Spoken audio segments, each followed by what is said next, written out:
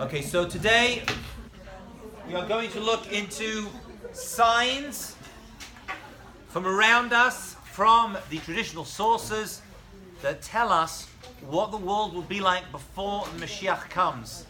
Or as I like to call it, 5 signs we are close to the end of days. Okay? Let's have a look at them. Some of them I consider to be, actually all of them, highly remarkable.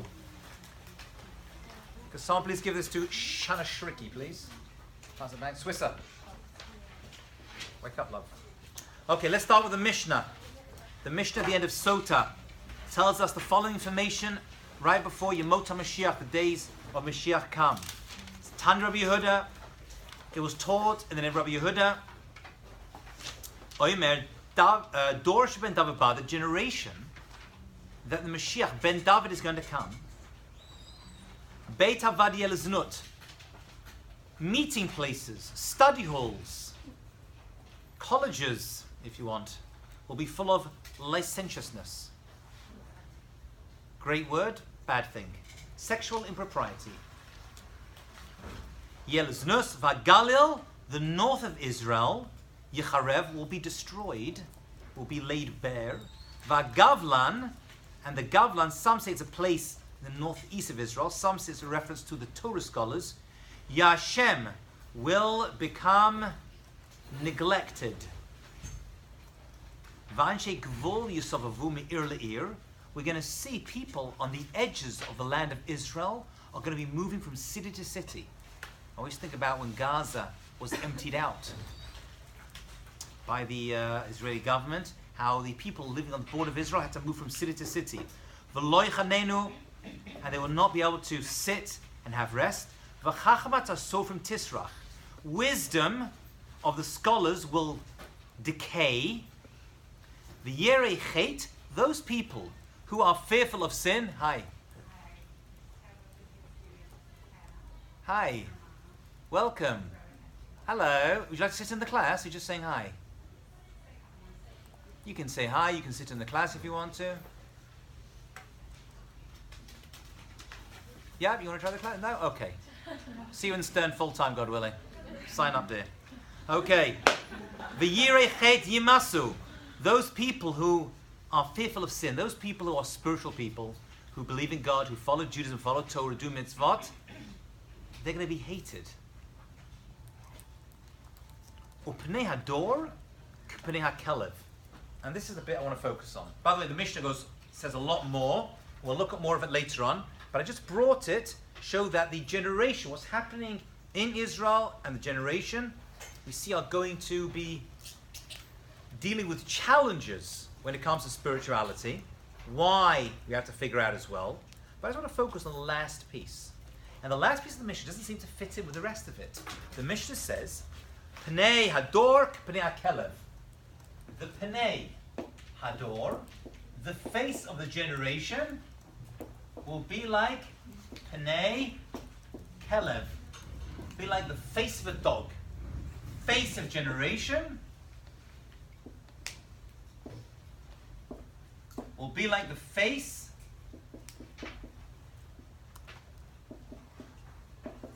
of a dog, of a Kelev. What is this very strange statement of Chazal? This is a Mishnah, no less.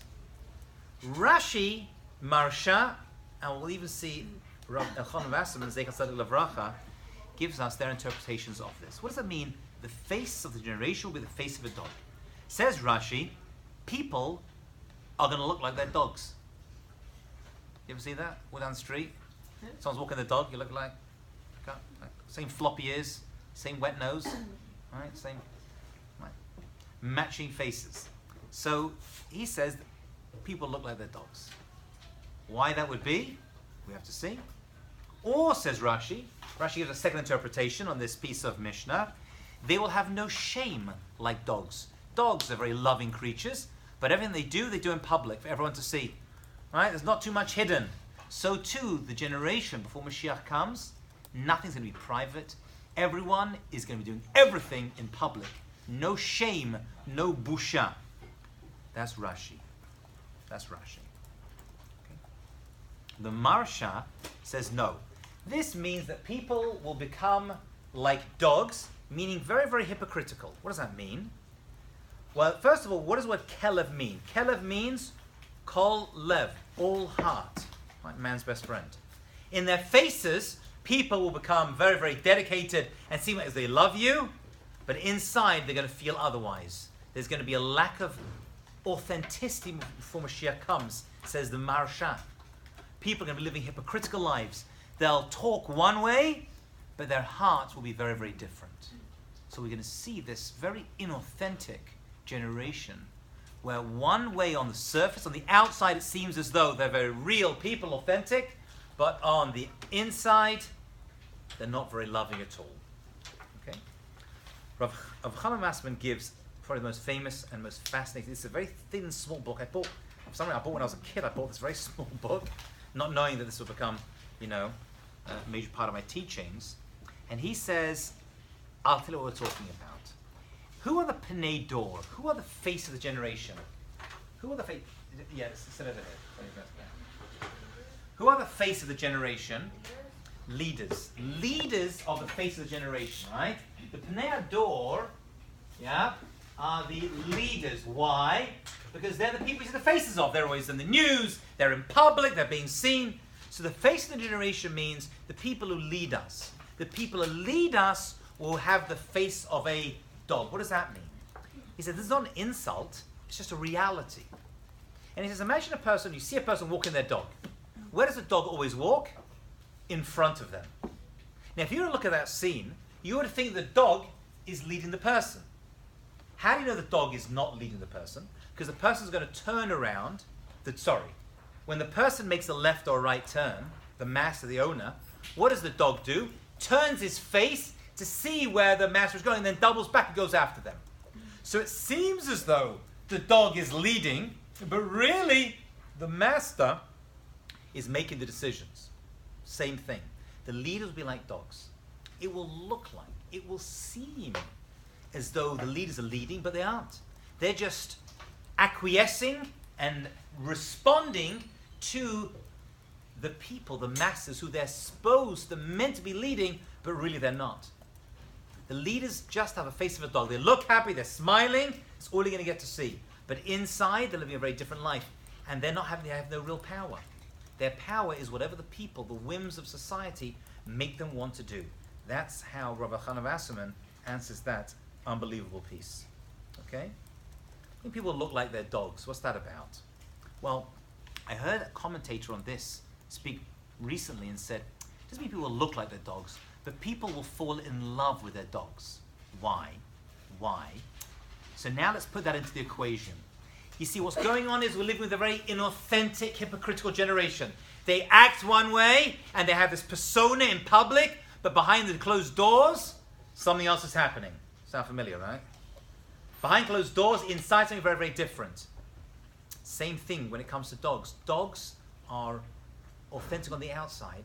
People are going to be starved of love and emotional intimacy, that all their love is going towards their dogs. Right? The only people they can rely upon, they can't have any real relationships when it comes to individuals, so they're going to feel connected to their dogs, to their klavim, which is why people today prefer their dogs to their own parents. Did you see the movie? Which movie? Boss Baby. It's exactly about that. Really? It's like how this company wants to make a dog that never dies. So like the owners would wanna, it's a children's movie. The owners wanna have dogs and not have babies. So Oh, really? Oh, that's it. That's exactly it. It's a movie. That's exactly it. I haven't seen it, no. That's exactly it. It's like a We're living in a world where people they're starving for real relationships, not getting it from unauthentic and hypocritical people, so they're going to their dogs instead. You see this now? And this is like every day. Right? People have my little doggy, moo boo boo boo boo, your little doggy. And like, get out of my face. I'm going to talk to you. Right? I want to come home. I did a class on dating once. And I said, what are you looking for? Someone you want to marry? Like with older singles. So there was a guy there, must be in his mid-30s. He's like, I'm looking for someone who's going to always be happy. Not complaining and irritating. When I come home, I want it to be there, smiling, happy to see me. Just like a good... I said, you don't want a wife, you want a dog. It's like, what is that? That's not reality. Which is why the guy's still single in his 30s and probably is still single in his 40s at this point. Right? This is what it's become. Right? We're starved of reality. The Mishnah is telling us, if you follow this interpretation of Rashi, that people will start to feel and look like their dogs. Not physically look like, although I believe that goes hand in hand, but it means they're, sit over here, it means that they're going to feel connected to their dogs, right? It's a sign of what the generation is actually like. The Gemara goes even further, look at the bottom, and says, V'ha'emet ne'ederet. Truth, what ne'ederet means, it's going to be absent. Okay, and actually quotes Isaiah the prophet, chapter 59, V'tehi ha'emet ne'ederet, v'samara mishtolel. Truth will be absent, and the people who turn away from evil because they're foolish. People who say, I want to live a spiritual life, I want to be a religious person, I want to connect to God, like, oh my, who does that? Are you crazy? Right, this is all pre-messianic. Right? But this is one of the signs that atheism, as we'll see this from the prophet Daniel, makes a comment, and the Rambam, in a letter to Teman, talks about it. We'll see this later. And he says that atheism is going to sweep right through the world. There's going to be atheistic sweeping through the world right before Mashiach comes. Why the world has to be in that way when Mashiach comes is interesting. It's going to be basically a changing of the old guard and a new revelation that's going to come with it. Yes? Why is there such detail about the negative that will happen? Because didn't we also say you can bring Mashiach and bring positive things? So I don't, very, very good. You're saying these aren't negative prophecies per se. This is just telling us the reality, the Messiah of what the world's going to be like. it sounds like the world's doing really bad. Yeah, Yeah. it does seem to be. It does seem to be. Truth is going to be absent ne'ederet. What does that mean? And the Shulchan Aruch mentions it as well. There's going to be pockets of truth. There's going to be a lot of sheker out there, a lot of falsehood, but there's going to be certain places, very few places, where truth will be present. And most people will not gravitate towards it. They'll be gravitating towards sheker. There's going to be an attraction to falsehood and not truth. And any form of truth people will cling to, right, with their fingernails just holding on to. That's how the Gemara says it. Mighty emet ne'ederet amri debei rav melamed shenasit adarim v'hol chedla. Few groups will have the truth and will disconnect from the rest of society. It's going to be very, very difficult to discern these elements of truth that will exist in the world. Okay, turn over the page. I've pulled out some of the main signs based upon the prophets that we're going to see before Mashiach comes. Okay, this is also in your books, but this is just, I fleshed it out, which I gave you a separate handout. I hope you don't mind. The next time I teach the course, I shall incorporate it. But I always do this, by the way. I'm always going, this was a thin book when I started. Over the years, it's beefed up, beefed up, beefed up. Firstly, Yerushalayim is going to be rebuilt and crowded. Let's have a look at the words of David HaMelech from Tehillim. In Tehillim, in Psalms chapter 1472. Bone Yerushalayim Hashem, Nidche Yisrael Yikanes. Bone Yisrael, God is the builder of Yerushalayim, says King David. Nidche Yisrael, those people who are separated and pushed out, Yechanes are going to enter into Eretz Yisrael, into Yerushalayim. Says the Mesuda David, one of the commentators, Hu habon lated Yerushalayim. God is going to build up Jerusalem. Ve'ed Yisrael hanidachim b'ksei haaretz yikanas aleha. And the Jewish people who are dispersed all over the world, from the ends of the earth, are going to gather together in Yerushalayim. Okay? We're going to see that Yerushalayim is going to be built. And that makes sense. Because Yerushalayim, once Jerusalem is going to become the united capital of all the Jewish people throughout the entire world, the Beis HaMikdash can be rebuilt. You can have an empty city with a Beis HaMikdash. So one of the precursors, says David HaMelech, is we're going to see Yerushalayim being built up. Isaiah the prophet seems to agree with this. Ki chovratayach v'shamatayach. As for your ruins and desolations, Yerushalayim is going to be desolated. By the way, I spoke on this on Shabbat when I was here at Stern. Those who were here, thanks for coming. However, look at Yerushalayim 100 years ago. It sounds crazy. You couldn't give it away. Right? Moses Montefiore was trying to give away, get the Jews to move Yerushalayim. No. Can't, too dangerous. Nothing's built up. He used to pay people. He built windmills in order to get Jews. Come on, I'll give you a parnasa. This is like recent history. You couldn't buy it. You could buy all of half of Yerushalayim for like no money. Imagine that. I said to my grandmother, right, she lived in Israel. She said, could you just buy Rechavia? Just buy, I don't need big space, just a little area. I'll just build a apartment building for now it's worth like $55 million, that's all. It's all predicted. Your ruins, your desolations, that's going to Yerushalayim. Ve'eretz harisutach, and your devastated land, kiatat tatzrim yoshev, will now become crowded with inhabitants. And those people on the Devah who hurt you are going to be distant. It's going to be crowded. And Rashi quotes on this piece of Isaiah, and he says, Tihitzara, it's going to be packed. Yerushalayim is going to be packed. Mirov Yoshvim, for the people who are living there, Sheyavo Latochach, who are coming inside. Yehilehem Hamakom Tsar, it's going to be too small and crowded, Mlevnot Lehem Batim, to build houses. You can't even build, not talking about visitor tourists. It's talking about even building a piece of land is going to be so difficult and expensive and packed and crowded. When you see that, says David HaMelech, says Isaiah the prophet, explains Rashi, Mashiach is close to come. Nidchei Yisrael likanes. That's why it's connecting together. Yerushalayim is built up. The Jewish people are returning to the land of Israel. That's why I mention every magazine you open up, buy Yerushalayim, new apartment building popping up. Don't worry, only 55 million shekels. We'll get you a place. Okay, that's number one. Number two is the land of Israel is going to blossom. It's going to bloom. We're going to see great and beautiful vegetation, trees and plants and agricultural soils, which once again, if you look at Mark Twain's description of the land of Israel in his book Innocents Abroad, he was a fan of Israel and the Jews. He liked them. I think his daughter married a Jewish boy, I think I once read that. But he was obsessed with Jews. But he talks about Israel, he says, the Dust Bowl. It's a big desert, nothing grows over here, just cactus, sabra fruit, that's it. That's all you're getting. That's all you're getting. It's nothing there whatsoever. Look at Ezekiel the prophet. Vatem har Yisrael, O mountains of Israel. An pechem titnenu. Let your branches shoot forth. O periechem tisu. And may they yield fruit. La Yisrael, to my Jewish people, the people of Israel. Ki. Look carefully. Look what's being connected to. Kervu lavo. My people are ready to come home. We see a connection, says Ezekiel the prophet. When you see the land of Israel start to blossom, to give off its fruit, says Ezekiel chapter 36:8, you'll notice this is all preparation for the Jews returning. Why? Why is there a agricultural connection to the Jewish people returning to Israel? Right? Why is that? That's a question we're going to answer in a moment. Isaiah the prophet gives a very similar prophecy. Eftach al safa'im naharot. I'm going to open rivers on high hills. Weird, right? You don't have rivers on hills. Where are the rivers? In the valleys. That's what stuff. Water flows down. He says, no. Even the hills, the mountains are going to be seeing rivers flowing through them and fountains in the midst of the valleys. We've talked about Mayanot. We're going to see Mayanot. I'll make for them the wilderness, the Negev, Midbar, La'agamayim. The wilderness, the Negev, is going to be full of water.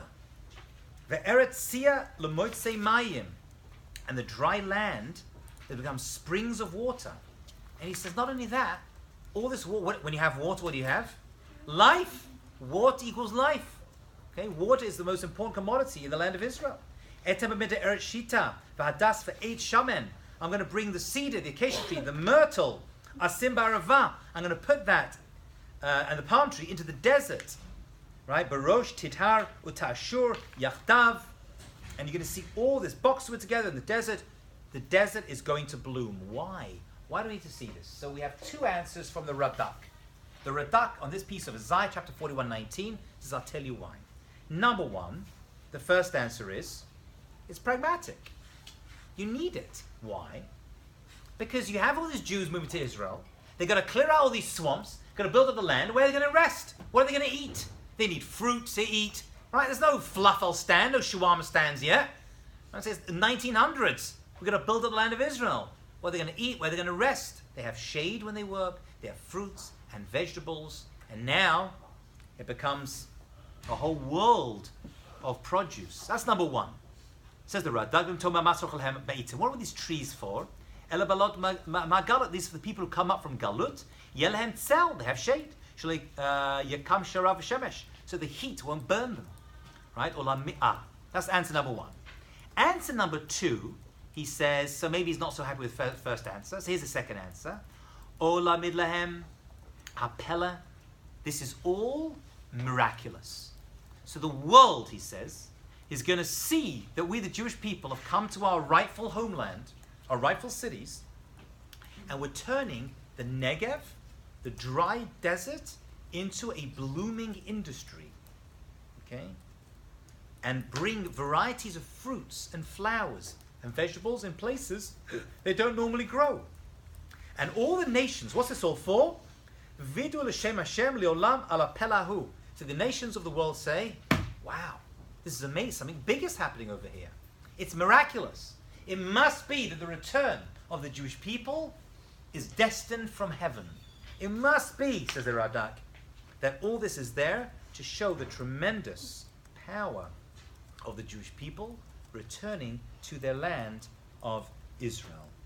That's what it must be. Okay? So it's going to happen after or before we... This is all before. It's all precursors. This is all going to happen before. You see that? But look at the wording. Look at the wording the Navi uses, right? And keep careful, they're close to coming. In other words, this is the preparation. This is the land literally is becoming fertile for the return of the Jewish people. Number one. Or number two, it's proof. Right? When Jews come there, it's flourishing. Jews leave, look at Gaza. They're growing stuff over there, fantastic. Jews leave, it goes back into the sand again. Right? They can't even take the gift we give them and turn something good.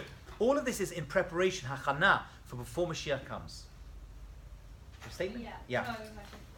When you said like the world is going to see, is it like the whole world at the same time, or like slowly like little pieces? Now the whole world sees things instantly.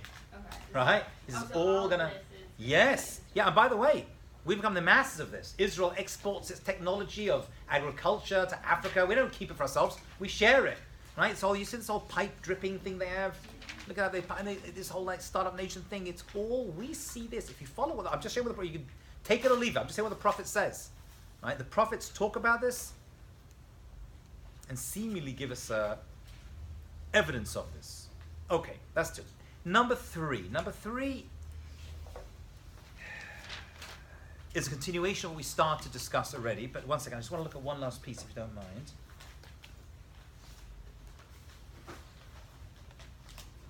Just open your books as well, please. Sorry, I'm just going to interlace this. Page 69. I'm so sorry to make you do this. This is just an extended version of what's already in the books, but there is a piece I did not bring down over here. Mechila. The Gemara says this too. The Gemara says on page 69, the land of Israel is going to flourish, and it's connected to the Ingad. That's Rashi over there, and the Gemara concurs with his commentary on Tanakh. And he says, Maru la'omar kibbutz galiot lacha b'rechat hashanim. Why do the sages put inside the Shemona Esrei, in gathering of the exiles, right? Where is this? After the blessing for Birch HaShanim. If you look at the order of the brachot in the Shemona Esrei, first of all it says blessing for Birch HaShanim, for Baruch Aleinu, right, for all Parnasah, Birch HaShanim, and then after it says Hashem should give us, or in gathering the exiles, right? Kibbutz Goliot. He says the order over there is telling.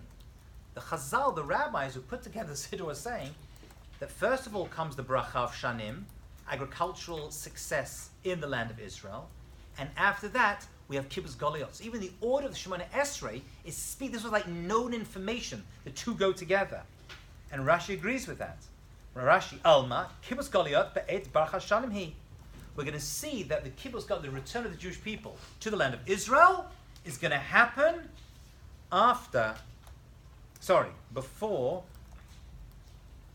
The Ingad is going to happen after we see a bountiful harvest in the land of Israel.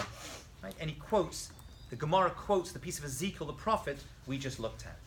Okay, so I just want to look at that one piece, so we see there's a Gemara on it as well. Okay, back to your sheets. This one is a tricky one. But we have commentators on it and Rav Chaim Vital. We talked about the four Goluses. Remember that? The four Goluses we have? Which were, number one, you got to know this. Number one, Bavel. Number two, Wait. Do we know that? yes, we've been through the four Goluses. Did we not do that in this class? Yeah. I hope we did. Thank you. Next is Madai and Paras. Third is Yavan, Greece. Fourth is Edom. Very, very good. And we spoke about how Yaakov saw a ladder. And on the ladder there were angels going up and going down. Remember this whole thing? And the first angel went 70 steps and came down 70 rungs. And the second one 53 and went down 53. And the third one went 130, came down 130. And the last one, Edom, went up and up and up and up and up and up. He didn't see him come down. I said, don't worry, Hashem says he's going to come down. He goes, I don't see it. He goes, I know. He's going to come down. And he told him when, but he wasn't allowed to share it. That's why you read the Torah and we don't see the fourth angel coming down. But Yaakov was aware. He knew when the end would be. We've mentioned this already. Let's look at it inside.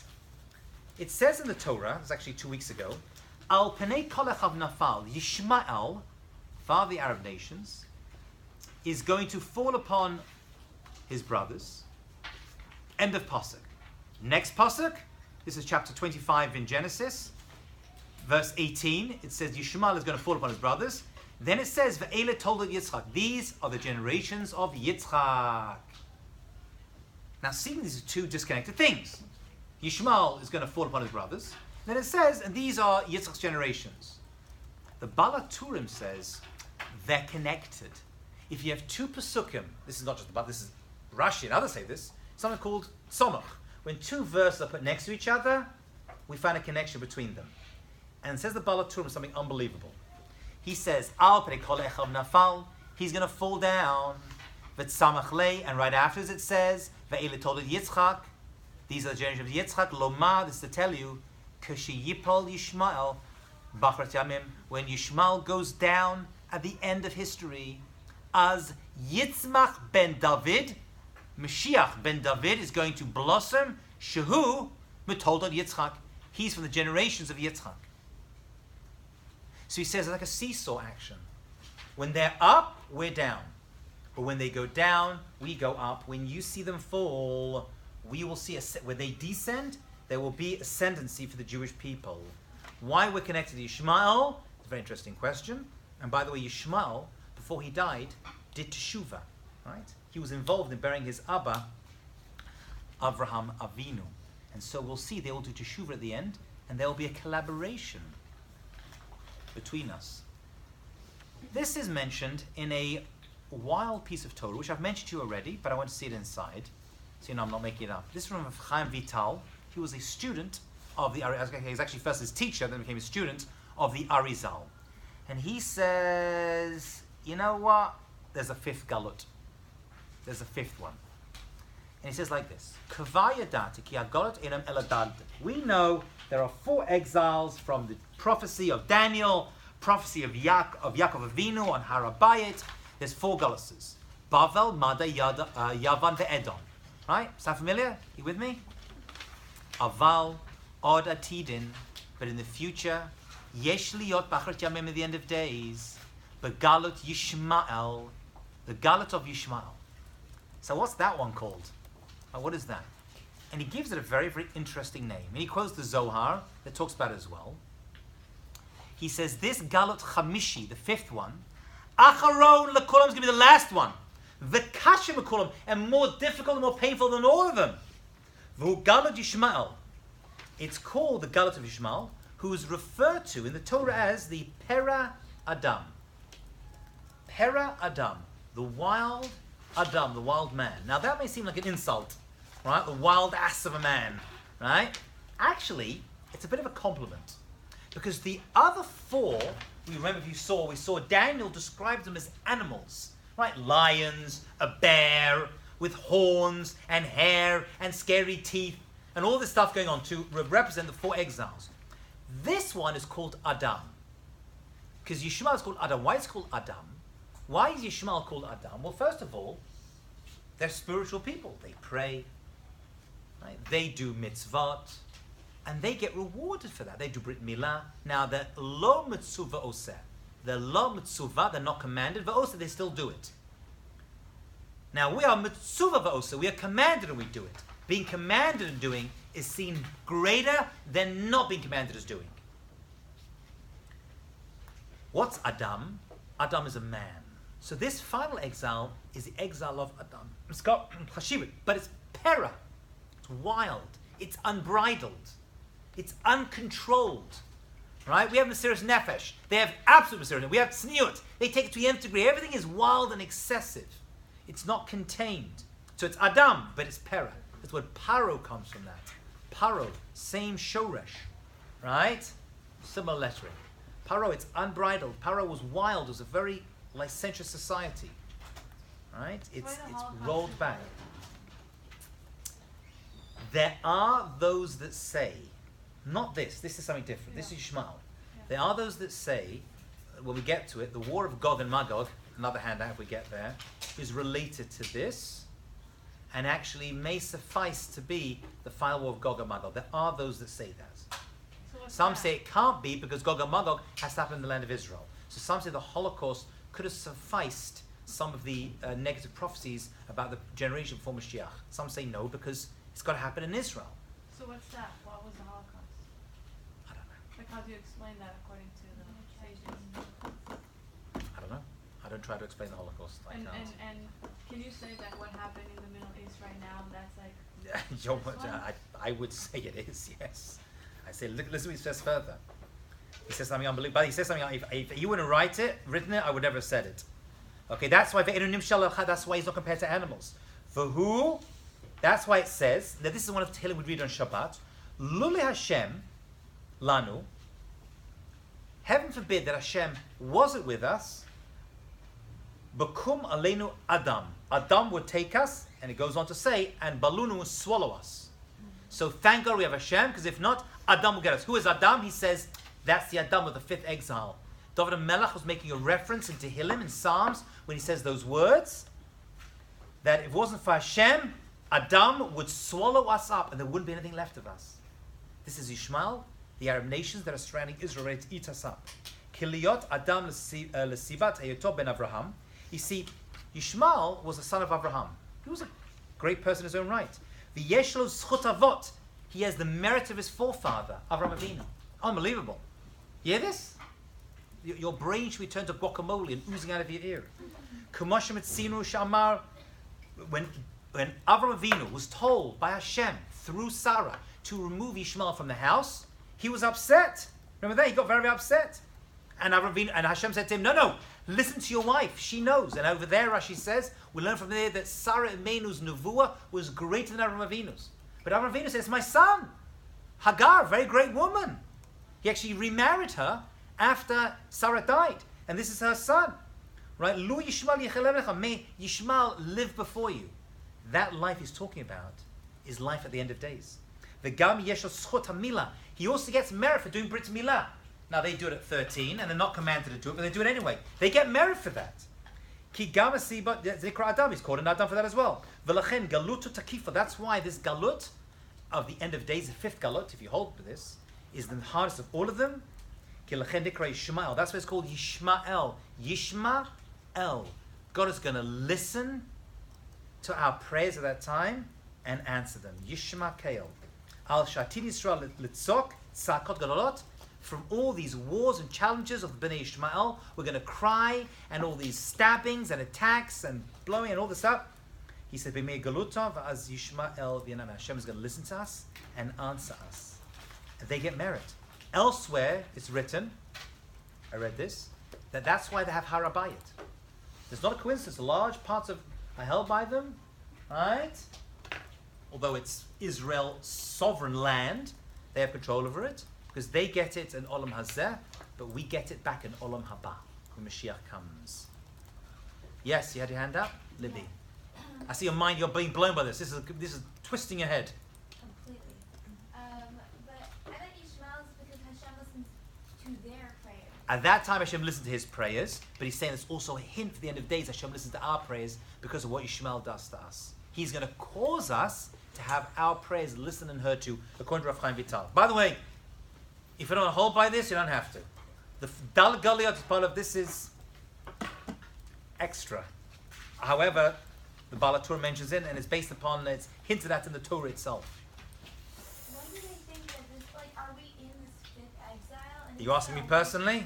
What do you think? Well entrenched, my dear. So then when Well did the fourth entrenched. end? What? Okay. So when did the fourth exile end around? If you ask me, again, I don't know the answer. I'm not a prophet, right? Right. As I always say, the Jewish people are no longer a profit organization. However, we see a shift.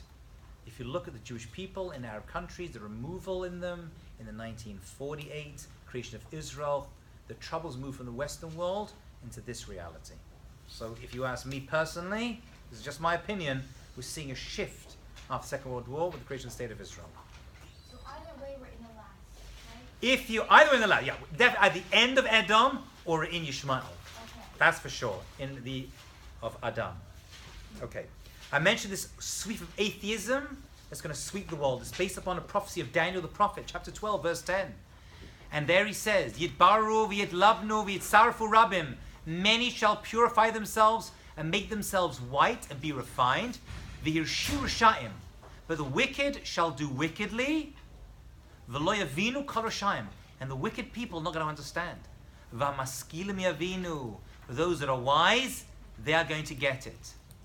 The Rambam in a letter to Teman, we spoke about this already, right? The Rambam is the hero of the Yemenite Jews, and he wrote a letter to the Rambam. This is in Hebrew and English. He says, we have a divine prophecy from Daniel. He's referring to this Navi we just read.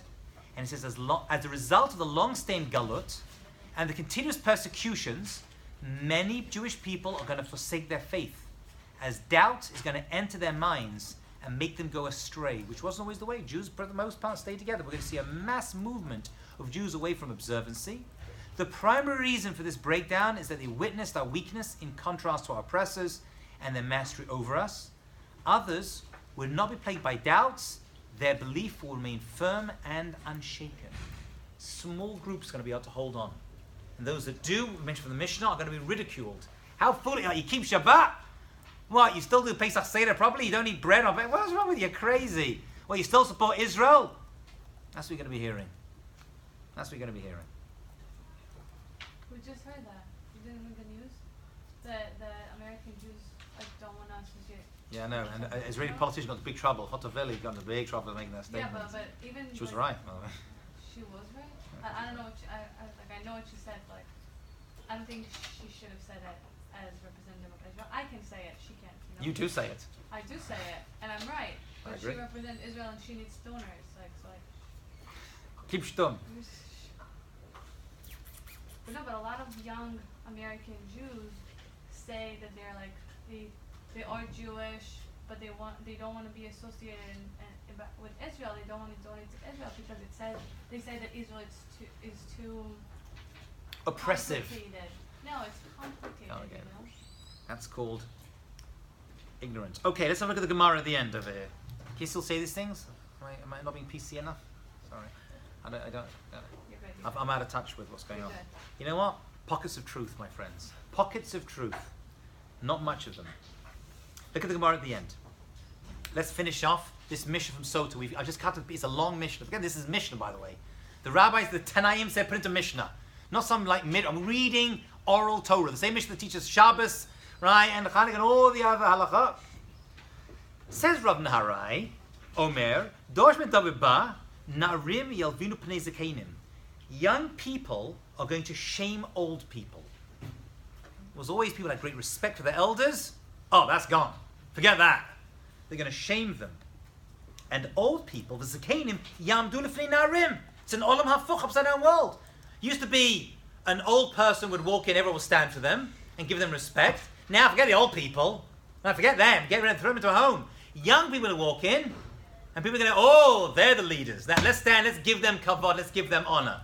Olam hafuch, upside down world. Ubat kamabama, and a daughter is going to stand against her mother.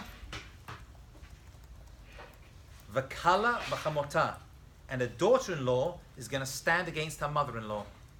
I have no idea what this mission is talking about. It's a complete mystery to me. It's like reading Greek. I don't know what I'm reading over here. I don't know what it is. It's just daughter-in-laws fighting mother-in-laws. I have no idea what this means.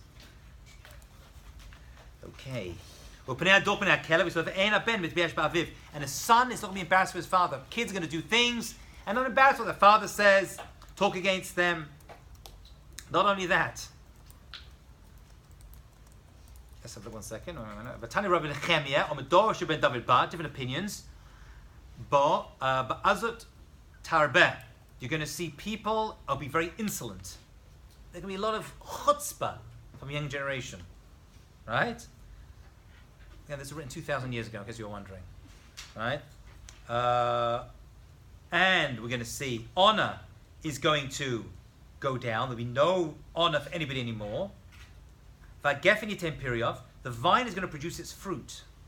Yet wine will still be expensive. And the governments and the kingdom, people who run the country, but this is country all over the world, Eretz Yisrael, is going to be a government of heresy. So it's going to be a government at the end of days. And it's going to be a heretical government, leaders. Amrava, Maikra, Kula, Chalavan, Tahorhu. And this is quoted to a verse in Vayikra, in Leviticus 13:13, you give me the Gimel. All has turned white. Kulo, Hafach Lavan, has become pure.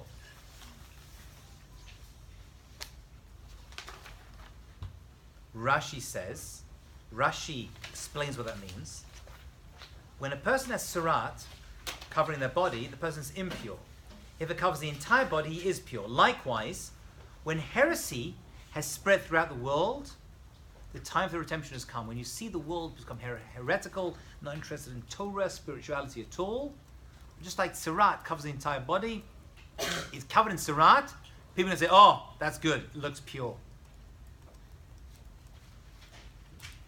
Ken? What's that there? Number 5. And we mentioned this before, I just want to give you the sources so you have these sources. You see, I'm not making it up. We spoke about how Nevuah is going to return. But it's not going to return to a few special people. It's going to return to everyone. Everyone is going to get prophecy. Says Malachi the prophet in the final he's actually the last prophet, and this is the end of his prophecy. It's a very short prophecy, only a few chapters. Hinei, remember this piece? Anochi sholech lachem et yal navi. Remember that? I am sending you, Elu Navi, not Ashalech, Sholech Lachem in the present tense. Lifnei bo yom Hashem, Hagadol v'hanora. Okay? So the bit I want to focus on is not the Sholech Shalach, we did that already, it's Elu Navi. He's going to be a Navi before, right, the coming of the great day. Lifnei bo yom Hashem, before the great day comes. So Elu Navi is going to basically going to be a Navi before Mashiach even comes. Just to pay that, that's one individual. So we know at least there's going to be someone's going to be a prophet. Now that we'll see that's important because someone's going to have to verify he is actually Mashiach. Says the prophet Joel, chapter 3, verse 1, Vayacharechein, after this, Eshboch es ruchi al kol basar, I'm going to pour my spirit onto all flesh. V'nibu, and they're going to have nevuah, benechem, your sons. Uvenotechem, your daughters. Zakeinchem, your elders. Chalamot, yechalamun. They're going to have chalamot, they're going to have dreams. Buchurechem, your children, chazionot yiru, are going to see visions. Going to see visions. These are different levels of prophecy, by the way. There's a chalom is one level, right? Chazon is another level, nevuah is another level. These are different levels, right? Children, adults, but everyone's going to have it. And don't be so surprised by this. We did see the entire Jewish people receiving prophecy in entirety when? Har Sinai, even before Har Sinai, Kriyas Yamsuf. Even the lowest handmaid, says Rashi and many others over there, saw sights that even Yechezkel ben Buzi, Ezekiel the Buzite, didn't see. Right? He saw the great prophecy of the Merkavah, one of the greatest, deepest prophecies in Jewish history. So even the lowest handmaid reached levels of seeing levels. That is going to return as well. Says the Rambam, back in Erget Teman, he says it is true beyond doubt that the restoration of prophecy, the return of prophecy, is going to be the first phase of coming Mashiach. Not the last phase. The first phase of the coming of Mashiach. Okay? Why is this important to the unfolding Messianic drama? I've got 4 points over here. Number 1, a king can only be appointed by a prophet. Right? Remember the Navi, remember when we started our course on Mashiach? What do we say? The Navi, the prophet, has to pour the olive oil from the horn onto the head of the king. So he's going to have to be a prophet. So he's going to turn up before Mashiach comes. Number 2, prophecy can only be received in Israel. We spoke about that already. That's why the return to the land of Israel is so crucial. Number 3, before the prophet can receive prophecy, majority of the Jewish people have to be reside in the land of Israel. So we know that they have to return the Jewish people to the land of Israel, and the proof that prophecy is returning is the return of the Jews. So it's like chicken and egg, right? You need the Jews to be back in Israel to have prophecy, but you need prophecy in order to... So the coming of the Jewish people back to Israel is proof that prophecy is actually coming as well. And finally, number 4, we need Nevuah, because Mashiach, some say Eliyahu Navi himself, is going to have to tell us the precise location of the Mizbeach, right?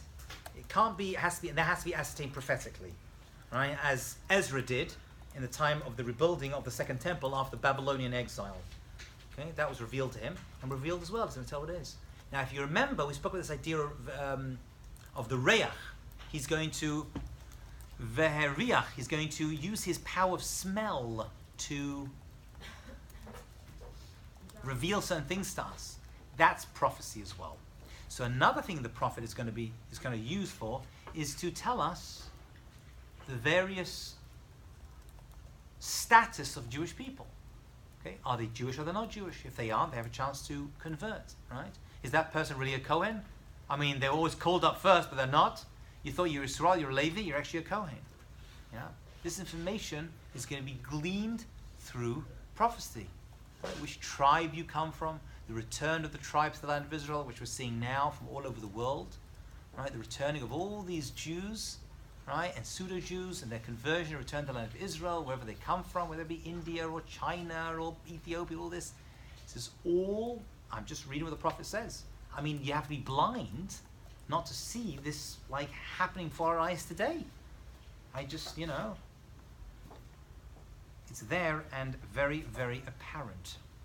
I gave this talk actually, a related talk, in the 5 towns over Thanksgiving on behalf of YU. And someone said to me, very interesting, he said, maybe the prophecy will be genetics. Right? Now, people do genetic discoveries, right, which I did as well, I told you. And you see, through genetics, we're seeing that people, we can actually ascertain where they come from, their history, right, their family roots, right, their haplogroups, whether they're Kohanim or not. I don't know. That means we can ascertain right now in Israel, there's a discussion happening right now. You cook it up. Can we use genetic evidence to prove a person is Jewish to give them the right of return?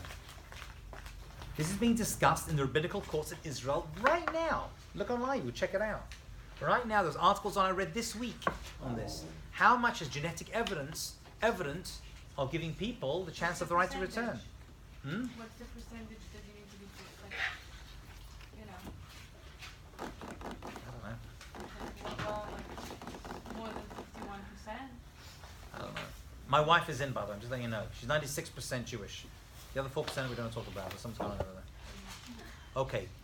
Friends, thank you for that diversion. We're going to stop over there. One second. Let me just make sure I finished everything. I'm so sorry. Hold on. Yeah. Okay, we did that. We will not have class on Thursday. I will be in London for my sister's son's bar mitzvah that I must go to. I apologize. We will pick this up on Tuesday. There will be class on Tuesday. And we're going to have to, we have a few classes at the end of semester. We're going to have to cram in, so please be on time so we can pack in the rest in time for the finals. Have a great and successful day, friends.